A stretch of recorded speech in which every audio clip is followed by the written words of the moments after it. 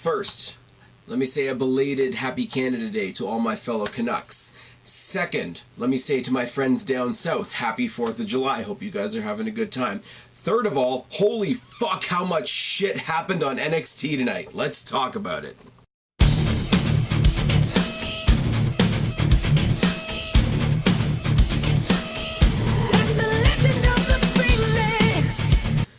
What's going on, everybody? It's your buddy, it's your pal Spaz Phoenix, the YWC Reality Check here with your July 4th of July. To my friends in the States, once again, happy 4th of July edition of the NXT review. If you've been here, if you haven't been here before, please check out the annotations up above. You're going to see a bunch of other series that I've done, more NXT reviews, a couple of 205 Live reviews, the Off the Cuff series, which there's going to be more coming soon, the Ask the Phoenix, go ask some questions, etc. I have made a playlist for the movie reviews because there are going to be more movie reviews coming. Just don't know when. There's some stuff coming up. There's some stuff that's already happened. I want to talk about. I think you guys know who my co-host is for that as well. Please stay tuned for that coming down the pike. If you want to be part of the next Q&A, go back to the previous Q&A. Put your questions down in that box below. There will be a pay-per-view pick 'em next. Probably Thursday or Friday for Extreme Rules. Extreme Rules, I know I don't talk much about the main roster on the channel just because NXT is a lot more fun to talk about, but I will go out on a limb and say that the two mid-card title matches for Extreme Rules do look like they're going to steal the show. I mean, the obvious one being Ziggler versus Rollins for the Intercontinental Championship in a 30-minute Iron Man match, which might as well be the main event. I say that with humble apologies to AJ Styles and Rusev, but that is going to be a better match. Also, because I'm biased, Jeff Hardy and Dog Food, aka Shinsuke Nakamura, for the U.S. title may not be the best match on the card, but it's going to be really interesting. You got the two sort of charismatic, enigmatic guys on there. I mean, you got Broken Matt, but they're doing the B-team stuff, and anyways, wanted to throw that out there. The two mid-card titles, is there anything else on that card that even comes close? And don't say Rusev just because it's Rusev. I'm just putting that out there. There's no talking segments to talk about on NXT tonight because we go right into the first match. The first match is Dakota Kai. I can speak, I swear. Taking on Santana Garrett. Short match, good match. Love Dakota Kai. She won the match. It's all good. Start out with a handshake, collar and elbow tie, and a side headlock by Kai. Kai works the arm and the wrist. Not so much as my friends in the UK do. You know, the NXT UK, etc. Oh, forgot to do it in my little preamble. Please go back a couple of videos, check out all of my coverage of the WWE NXT UK Championship, all the crossover stuff that happened last week at Royal Albert Hall. That was a lot of fun too, if not exhausting. Me reviewing a 3-hour show when I'm used to reviewing NXT was a bit of a chore, but please go check it out. It was a lot of fun. Modified abdominal stretch and a single leg takedown by Garrett. Last chancery by Garrett. Now, they said on commentary, I know the Great Muta is a huge deal and it has a big place in wrestling history. I am not personally familiar with the wrestling history of the Great Muta. That is a fall down on my part. Apparently, it's the Muta Lock, but I know it as the Last Chancery. Austin Aries is somebody I'm a lot more familiar with than the Great Muta. So to me, it's going to be the Last Chancery. Hope I'm not offending anybody with that one. Back elbow by Kai, Insagiri by Kai, haluva kick, another haluva kick, and then what I'm going to call a what the fuck until they tell me what it's called, because that's what I do. Basically, it looked like an inverted Canadian destroyer into a backstabber. Roll through, landing in the backstabber. I mean, Nigel McGuinness tried to say on commentary that it was the Kai de Gras or the Coupe de Kai or something else. He tried to do something with her name. I really hope that's not the case, because the coup de grace is the coup de grace. I know I just made my example the Last Chancery because that's what I know it as, the haluva kick because that's what I know it as, but let's give it a name because I can't describe it. It's an awesome move. Dakota Kai's an awesome character. Santana Garrett's not too shabby in her own right, but you guys know me. My fandom goes where it goes. We see Gargano and EC3 separately arriving at the arena for the match that they're going to have tonight. I love that it's a pre-taped show. and they tape a couple shows at once, but each show has the wrestlers arriving to the ring. Keeping kayfabe alive a little bit is not a bad thing. Otis Dozovic at the Performance Center, you know, doing one of the selfie type promos until he discovers that Tucker Knight has been assaulted. Now, considering that they're taking on the Mighty tonight, I wonder who it could have been. Shayna Baszler comes out to cut a promo, which isn't as terrible as one would think. Because I used to hate Shayna Baszler's promo. I used to think that she didn't need to cut promos. I used to think she could just come out there, kick ass. I said the same thing about Ronda Rousey, and yes, that goes hand in hand. They're both like the MMA stars. I mean, Brock Lesnar hardly says a word. He just sort of sits there and shows up, and I mean, obviously he has Paul Heyman, but that's another story altogether. But Shayna Baszler, I didn't think was that great on the mic until tonight. Basically, she comes out. Everybody going into TakeOver was asking me how I was going to handle the crazy Nikki Cross. You know, she's rabid like a dog, so I put that dog to sleep. I'm the most dominant woman in the division. Most dominant woman in the division gets a chant from the crowd for Asuka, who's no longer on NXT. Good job, Full Sail. She goes on to make fun of Bianca Belair. She goes on to make fun of the wannabe pirate Kairi Sane. She goes on to make fun of the little lady Candice LeRae, who should be at home taking care of her husband, which is fucking wonderful. The Johnny Gargano story seems to pop up just about everywhere, and it always keeps it in the back of the mind. I mean, Gargano is on the show tonight, but even when he's not on the show, even if it's Candice LeRae last week saying, I'm no longer concerned about my husband, I'm going to worry about my own career, well, you've still brought up your husband, haven't you? It's a smart little thing. Anyways, mocks the entire division and says she alone is the reason that there's a Mae Young Classic 2. They need to search the world to find me competition, and I'm still going to put them all to sleep. You're still, at the end of the night, going to hear and still the women's champion. I still don't like her using and still. And still is a cliche little hashtag that we use on Twitter when the people that we like are still the champion. It doesn't work as part of a promo, I think. I know back in the day they used to sort of mock the commentator and still commentate, and I get it, I do. But they're trying to like take a little bit of that and a little bit of the fact that we hashtag and still on Twitter, and they're trying to make them two neat things that go together, and I don't think they quite do. Oney Lorcan is injured from TakeOver from the match with Undisputed Era, and we go to Danny Burch for an update. He rambles through a lot of, you know, we did our best, but we were very disappointed. We've worked so long.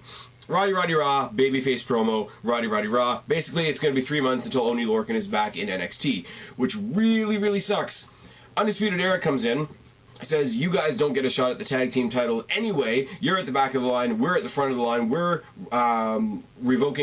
invoking our rematch clause next week. Danny Burch says a bunch of shit to Adam Cole, calls him out, says he wants a shot at Adam Cole's NXTNA North American Championship. I'm sorry, every time I write it down, I write it just NXT North American, so NXTNA. So NXTNA, which is funny for a lot of reasons, mostly because there's a lot of TNA people in WWE and NXT. Now, I'm funny, I make myself laugh, if nothing else.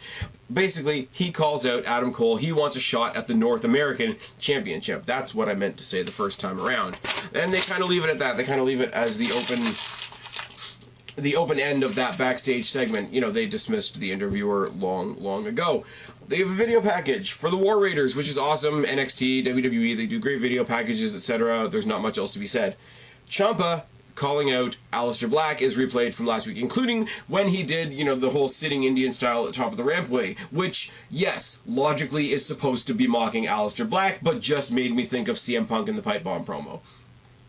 Maybe they're killing two birds with one stone there. He's getting his match in 3 weeks on NXT, not at TakeOver, so you know there's going to be shenanigans, but it's all good.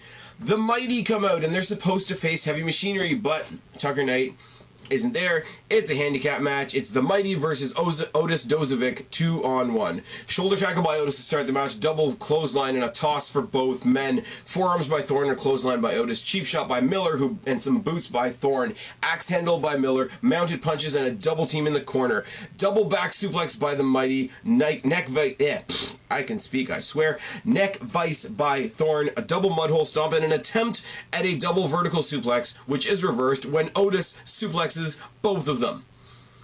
because he can. I mean, if there's anybody in NXT or the WWE that can claim a low center of gravity and pull off a double-double suplex, it is Otis Dozovic. I really, really like Otis Dozovic. I wish we could have a feud with Otis Dozovic and Killian Dane. It would make me happy. Clotheslines by both members of the Mighty and a corner splash. Caterpillar for both members of the Mighty, which is good. Vader Bomb misses, which, considering recent events, is super disrespectful scripting. High knee by Thorne, forearm to the head, the Mighty get the win.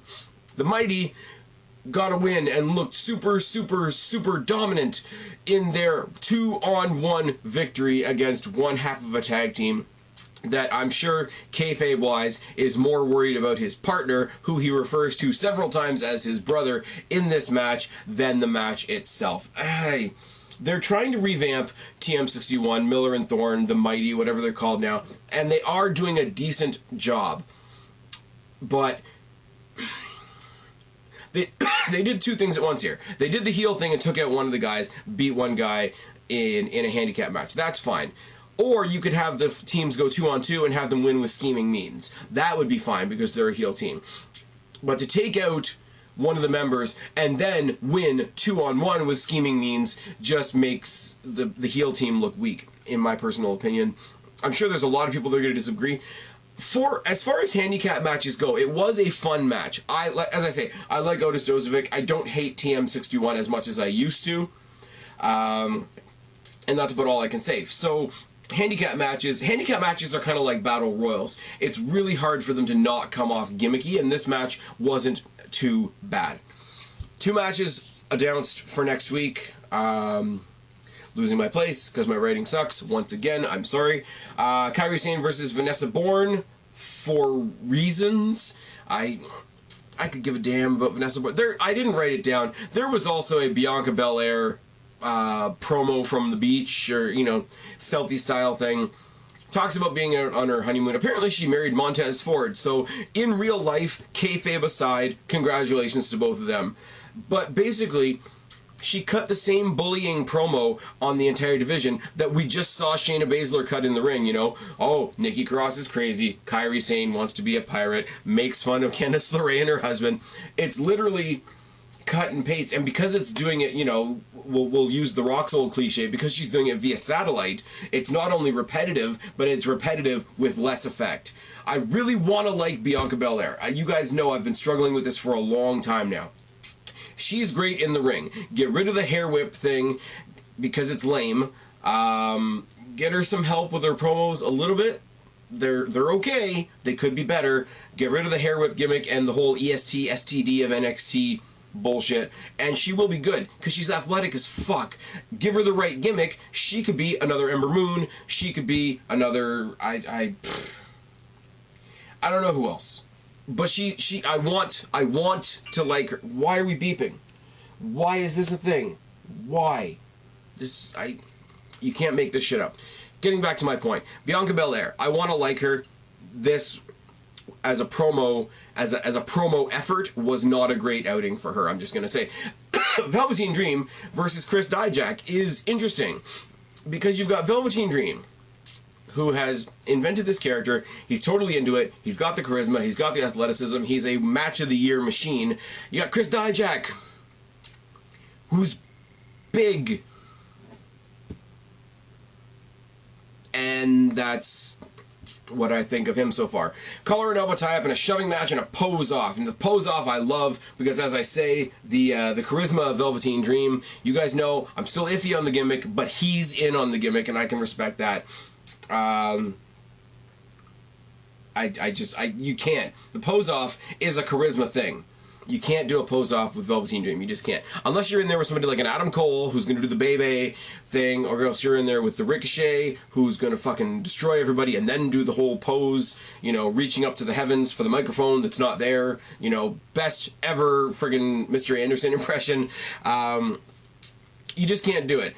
But what you can do is you can club them in the back a whole bunch if you're DIJAK and you're big. Boot by Dream and a toss by DIJAK. And I will say the toss was impressive because he chucked him across the ring like yesterday's laundry, if I can use an old cliche once again. Both men trade forearms, and there's a backbreaker and another huge toss across the ring by DIJAK, which is impressive because look at him. He's big. It's like Vince McMahon is booking NXT just for this match. Right hands by Dream, a lariat and a kitchen sink. Neckbreaker by Dream, a leg drop and a front face lock. They trade punches. Boot by DIJAK and a cyclone kick, and both men make their way to the outside. But Dream, if he can't be big, he's going to be smart. Trips up DIJAK on the apron. DIJAK eats the top step face first. Brings him back in for a, Dream brings DIJAK back in for a mic check style DDT, and Dream gets the win. Dream is celebrating. His celebration is obviously cut off by the entrance of EC3 for his main event. Now, this, if anything, is going to give me a reason for the weird-ass match that we had over in the UK, where it was Ricochet and Aleister Black versus EC3 and Velveteen Dream, and Velveteen Dream walking out and the whole fucking bit.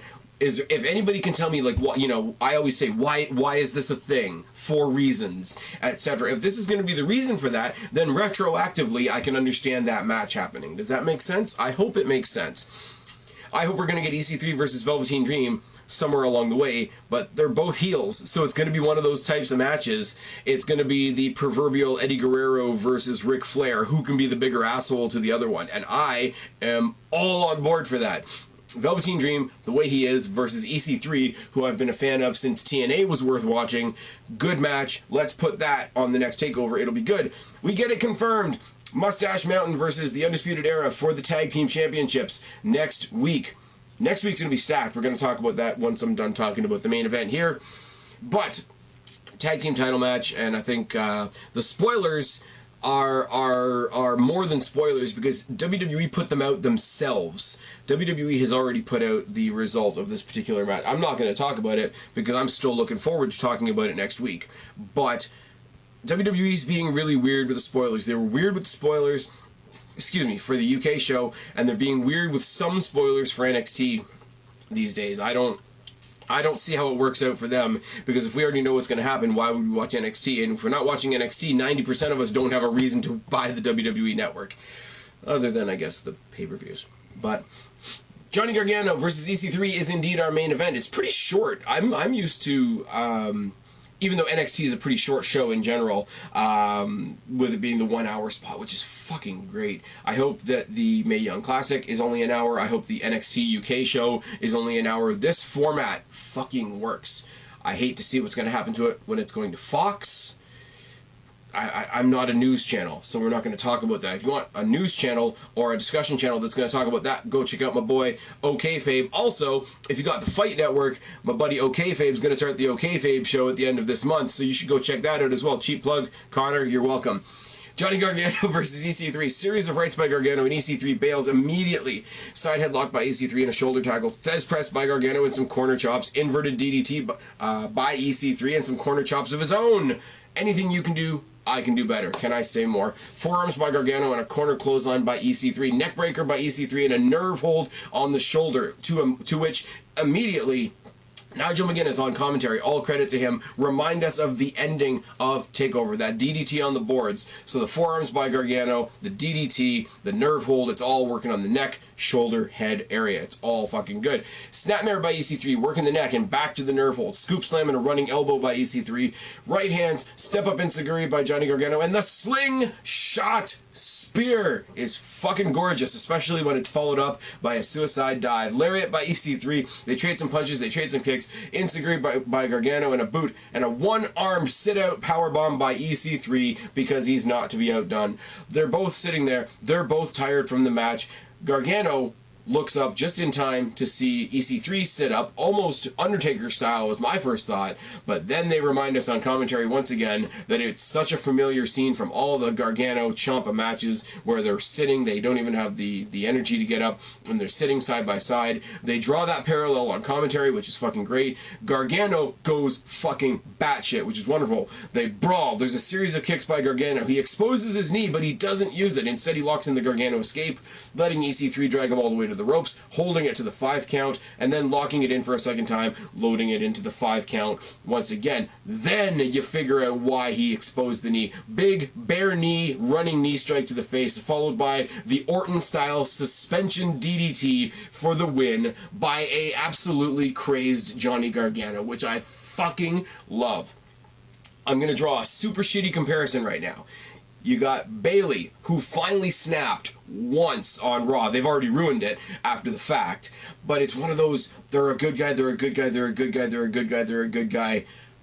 But if they don't snap eventually, the realism is gone. Gargano snapping here, showing that his still existing obsession for getting his hands on Ciampa in this match with EC3 was fucking brilliant, played to perfection, and EC3 is that guy, like The Miz on the main roster, who can be the biggest dickhole in the world and be that guy who, oh shit, I've gotten myself in way too far. Oh shit, oh shit, oh shit, oh shit. He's great at that. The Miz is great at that. EC3 is great at that. And he was the perfect guy for Gargano to do this snap on tonight. If they're going to do from now until the next time Gargano gets his hands on Ciampa, he's going to snap on all his opponents in every match. And this is how it was introduced tonight. Fucking gold. There's a reason that NXT's color is yellow, because they're fucking gold. And yes, I said something that cheesy. This was a fucking great match. This is the fucking greatest beginning of a new trend for Johnny Gargano.